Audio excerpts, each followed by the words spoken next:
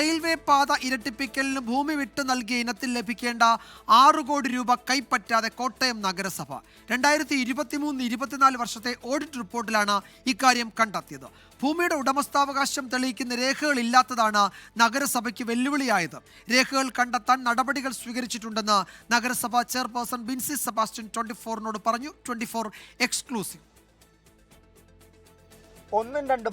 6,67,24,746 കോടി രൂപയാണ് നഗരസഭയ്ക്ക് ലഭിക്കാതെ കിടക്കുന്നത്. മുളന്തുരുത്തി ചെങ്ങന്നൂർ റെയിൽവേ പാത ഇരട്ടിപ്പിക്കലിന്റെ ഭാഗമായി നഗരസഭയുടെ സ്ഥലം റെയിൽവേ ഏറ്റെടുത്തിരുന്നു. ഇതിനാണ് 6 കോടിയോളം രൂപ നഗരസഭയ്ക്ക് നൽകാൻ തീരുമാനിച്ചത്.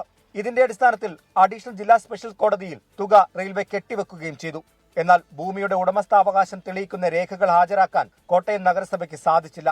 മതിയായ രേഖകൾ നഗരസഭയിൽ ഇല്ലാത്തതാണ് തിരിച്ചടിയായത്.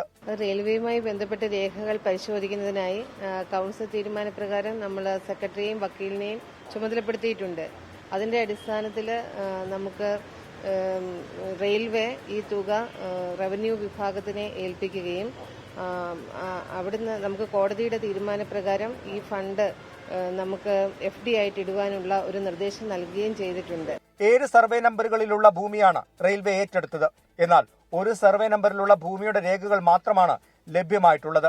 2023 കൗൺസിൽ തീരുമാനപ്രകാരം രേഖകൾ കണ്ടെത്താൻ നീക്കം നടത്തിയെങ്കിലും മറ്റു രേഖകൾ നഗരസഭയിൽ ഇല്ലെന്നാണ് കണ്ടെത്തിയത്. ഇക്കാര്യങ്ങളെല്ലാം 2023-24 കാലത്തെ ഓഡിറ്റ് റിപ്പോർട്ടിൽ വിശദമായി പറയുന്നുമുണ്ട്. രേഖകൾ ഹാജരാക്കി തുക നേടിയെടുക്കാൻ നടപടികൾ ത്വരിതപ്പെടുത്തണമെന്നും റിപ്പോർട്ടിൽ പറയുന്നു. പെൻഷൻ തട്ടിപ്പ്, കോടികൾ കാണാതായ സംഭവം, ഇതിനെല്ലാം പിന്നാലെയാണ് റെയിൽവേയിൽ നിന്ന് ലഭിക്കേണ്ട 6 കോടിയോളം രൂപ നഷ്ടമായെന്ന വാർത്തയും പുറത്തു വരുന്നത്. കേരളത്തിലെ തന്നെ പ്രധാനപ്പെട്ട നഗരസഭകളിൽ ഒന്നായ കോട്ടയം നഗരസഭയിൽ നടക്കുന്നത് എന്താണെന്ന് ചോദിച്ചാൽ ഉദ്യോഗസ്ഥർക്കും രാഷ്ട്രീയക്കാർക്കും ഒരു ഉത്തരവുമില്ല.